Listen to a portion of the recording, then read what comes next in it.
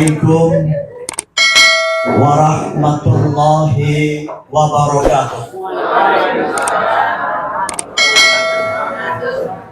Alhamdulillahi rabbil alamin. Wassalatu wassalamu ala asrafil anbiya wal mursalin wa ala alihi wa ashabihi ajma'in.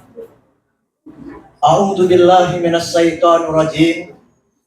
Bismillahirrahmanirrahim. Kuntum khayra ummatin ukhrijat linnas ta'muru bil ma'ruf wa tanhauna 'anil munkar wa tu'minuna billah.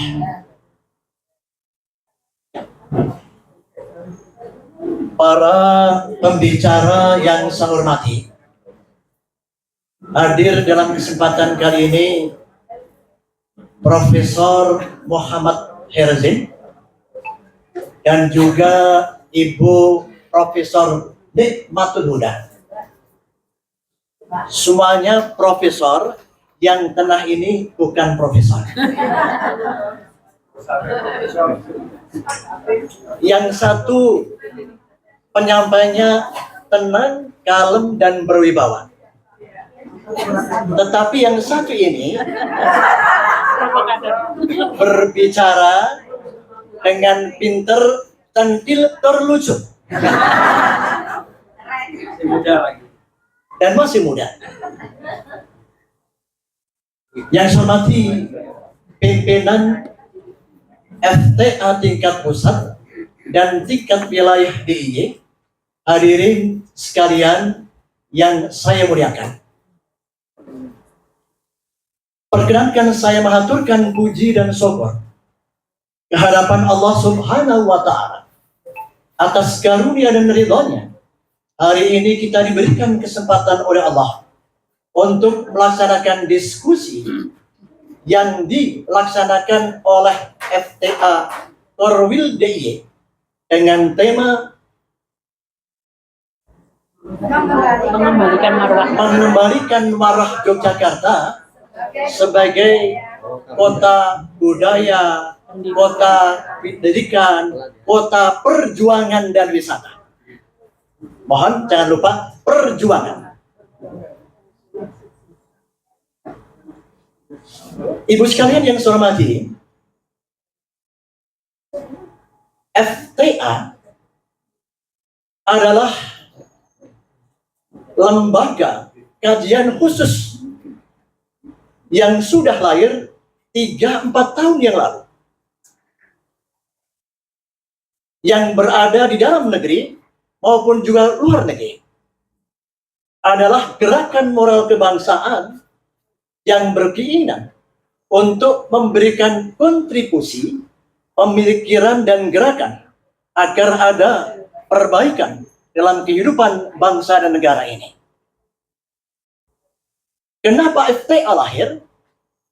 Karena merupakan keprihatinan nasional bahwa kehidupan bangsa dan negara ini semakin jauh dari cita-cita proklamasi kemerdekaan bangsa, bahkan banyak kebijakan negara yang bertentangan dengan Pancasila dan Undang-Undang Dasar 45.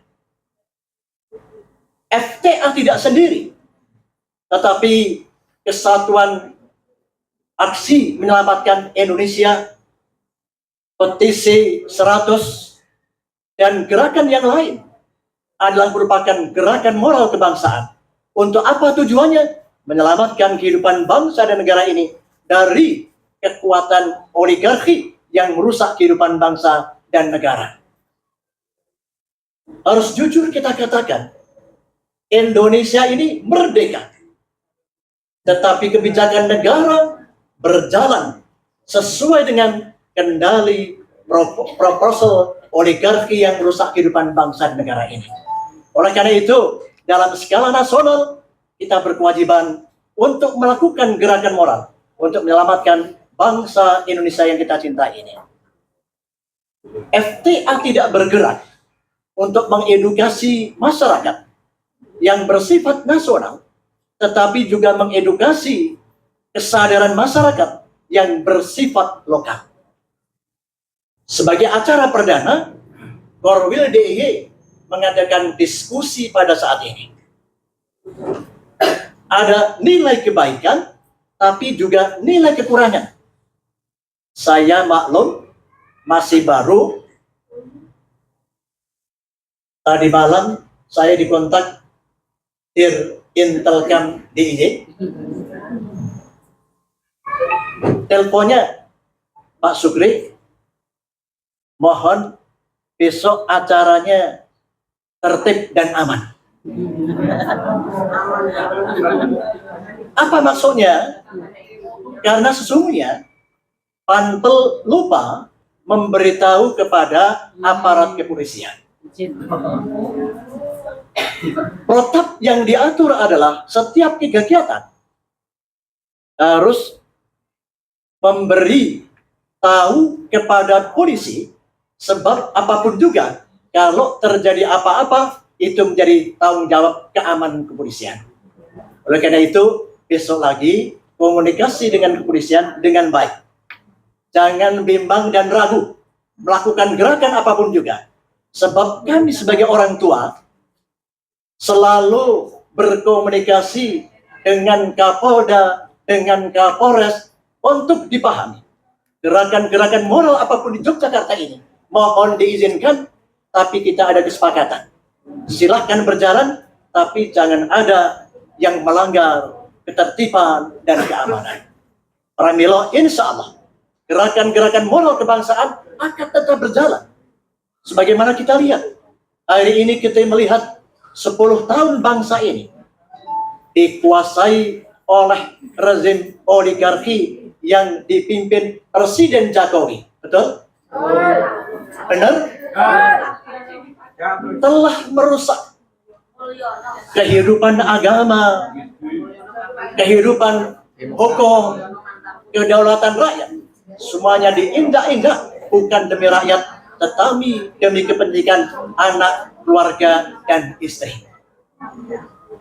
Oleh karena itu, sekali lagi, gerakan-gerakan moral akan selalu kita laksanakan, tetapi mohon gerakan moral harus sesuai dengan koridor hukum. Sanggup? Sanggup?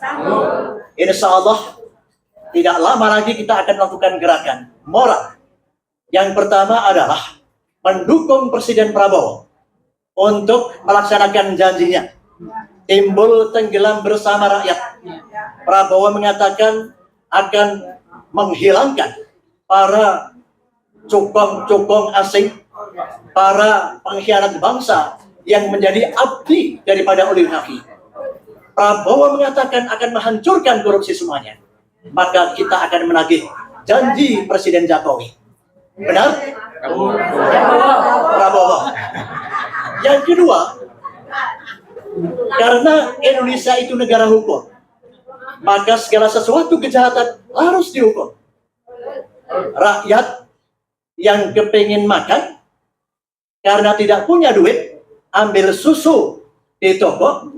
Rakyat yang tidak bisa makan, ambil kayu di hutan, kemudian diadili 1 tahun penjara. Tetapi tidak adil. Para cukong-cukong yang kerjasama dengan para elit politik bangsa ini, korupsi 300 miliar hanya dihukum 6 tahun setengah. Adil betul? Insya Allah kita akan melakukan gerakan moral. Yang pertama, adili Jokowi, sepakat? Yang kedua, makzulkan Gibran. Yang catat hukum, sepakat? Tetapi gerakan itu harus kita lakukan dengan tertib dan aman, dan insya Allah kita akan kerjasama dengan Kapolda dan kepolisian. Takbir. Oleh yang saya hormati, kalau kita melihat judul ini yang menyatakan mengembalikan marwah Yogyakarta sebagai kota kebudayaan, perjuangan, pendidikan, dan wisata, maka ada pertanyaan, kenapa harus dikembalikan? Kenapa pertanyaannya? Pasti ada masalah. berdasarkan laporan dari tokoh agama dan tokoh masyarakat berapa saat lalu. Oleh karena itu, sebagai seorang aktivis masyarakat, ibu-ibu sekalian yang saya hormati, harus mampu melakukan gerakan-gerakan moral untuk menyelamatkan Yogyakarta ini dari berbagai macam kemaksiatan, kezaliman yang melanda kehidupan masyarakat dewasa ini. Bapak Ibu sekalian yang saya hormati, gerakan moral sudah kita lakukan. FUI bersama elemen masyarakat sudah melakukan aksi pertemuan dengan gubernur. Kami nyatakan bahwa sesungguhnya apa yang dilakukan oleh gubernur dengan mengeluarkan Ingup itu sudah cukup baik. Tetapi hanya bersifat sementara. Karena apa? Karena tanpa diikuti dengan perda regulasi yang semakin mapan, maka tentunya peredaran miras terutama akan semakin berlanjut. Sebagai satu adagium kita ceritakan, ketika kita diamanati untuk menjadi pimpinan daerah, waktu itu terjadi togel melanda kehidupan masyarakat. Hiburan yang maksiat melanda kehidupan masyarakat. Maka para ulama sepakat memberikan amanah kepada wali kota dan wakil wali kota untuk melakukan gerakan meredam itu semuanya. Saya konsultasi dengan para kepala-kepala daerah yang lalu. Loh, kenapa ini bisa terjadi? Beliau mengatakan, Pak, sulit diberantas. Loh, kenapa sulit diberantas? Karena semuanya dapat. Semuanya entok, halep-halep. Saya bilang, saya sekarang ini menjabat, tapi ternyata itu masih bergerak semuanya. Lalu Allah memberikan jalan. Terobosan perda apa? Sebelum perda itu dibuat, maka mengambil kebijakan dalam rangka untuk melakukan ketenangan kehidupan masyarakat, memberantas kemaksiatan. Kita bentuk yang namanya tim penanggulangan penyakit masyarakat. Bukan sekedar miras, bukan sekedar narkoba, bukan sekedar togel dan miras yang lainnya, tetapi juga menyangkut semuanya. Maka dibentuklah tim pekat yang diketuai oleh wakil wali kota, yang diwakili oleh Kapolres, yang diwakili oleh Kodim, dan juga hukum dan kejaksaan. Maka apa yang terjadi? Yang terjadi adalah ketika kita mengadakan operasi selama sebulan, habis itu semuanya. Kenapa ini terjadi? Sebab kewenangan pemerintah daerah itu hanya menyangkut perda. Dihukum dengan tipiring paling lama 6 bulan. Tetapi karena ini melibatkan unsur eksekutif yudikatif, mereka tidak dituntut sekedar perda, tetapi dituntut dengan hukum pidana. Kondisi inilah yang terjadi. Maka tentunya dalam rangka menjaga marwah Yogyakarta ini, saya berharap di samping gubernur, di samping Kapolda, kemudian penegak hukum yang lainnya, termasuk Kapolres, harus bekerja bersama-sama dalam rangka untuk membuat kebijakan yang intinya meredakan segala sesuatu yang akan merusak kehidupan bangsa dan negara ini. Tetapi di balik itu semuanya, Yogyakarta sebagai kota istimewa ini harus juga mencerminkan budaya yang adiluhung, tidak sekedar dilakukan oleh masyarakat yang harus tunduk dan patuh, tetapi pengambil kebijakan juga harus mampu melakukan budaya adiluhung itu sendiri. Ngayu Yogyakarta Hadiningrat mempunyai dasar pembentukan keraton Ngayu Yogyakarta Hadiningrat ini dilandasi dengan prinsip dasar Al-Quran dan Sunnah Rasul. Gak bisa disangkal, maka tentunya pola kehidupan Yogyakarta yang di dalamnya ada Keraton Ngayogyakarta ini harus bisa melakukan perilaku budaya yang bersifat melakukan prinsip-prinsip agama dan juga kedaerahan yang pada ujungnya adalah orientasinya adalah kepada agama dan moralitas.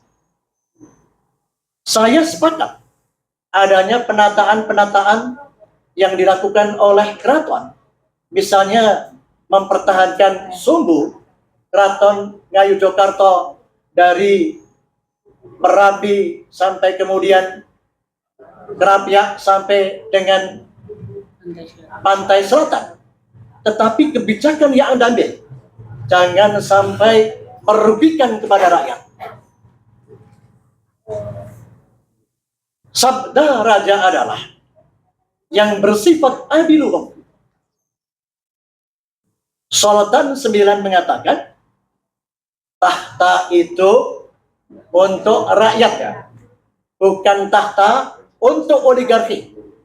Oleh karena itu sebagai kritik sosial, mestinya segala kebijakan-kebijakan keraton yang terkait dengan penutupan alun-alun selatan ini perlu dikaji ulang.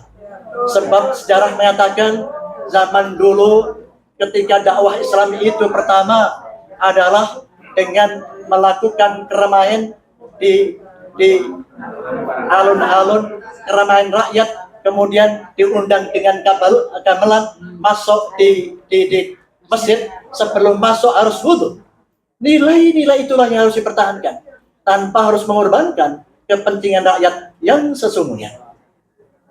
Penataan alun-alun selatan kita dukung bersama-sama, tapi atau alun-alun selatan disilahkan, tapi jangan sampai merusak kehidupan pedagang kecil yang perlu mencari hidup. Termasuk besok penataan di alun-alun utara ini jangan sampai tidak melindungi para pedagang-pedagang yang ada di sini. Tetapi harapan kita adalah rakyat, masyarakat yang terlibat dalam kegiatan itu harus tunduk dan patuh dengan aturan-aturan yang ada. Kondisi inilah baik yang menyangkut masalah prinsip, moral, agama melawan kemaksiatan harus kita hindari bersama-sama, dan insya Allah Yogyakarta akan tetap menjadi kota budaya, kota pendidikan dan pariwisata. Kenapa? Sebab dengan merebaknya minuman keras, dengan merebaknya narkoba, dengan merebaknya hubungan seks bebas di pondok-pondokan yang berpuluh-puluh ribu ini, maka kemudian mengancam Yogyakarta itu sendiri, terutama dalam sektor moral dan juga ekonomi. Kenapa itu? Banyak orang ketika mendengar persoalan miras yang melanda masyarakat, ketika terjadi persoalan kumpul kebo dulu, orang-orang yang di luar sana takut menyekolahkan anak-anak di Yogyakarta. Maka pondokan bisa bubar, ekonomi Yogyakarta bisa hilang. Ketika orang takut, saya takut nyekolahkan anak di Jogja tidak mendapatkan ijazah, yang malah untuk ijazah. Betul? Betul.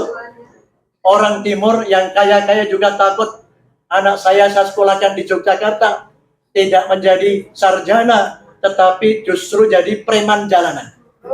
Ini fakta yang terjadi. Pramila saking menika, dalam rangka mempertahankan marwah Yogyakarta ini, maka kebersamaan antara aparat pemerintah, tokoh agama, tokoh masyarakat, dengan para elemen masyarakat itu harus bersama-sama.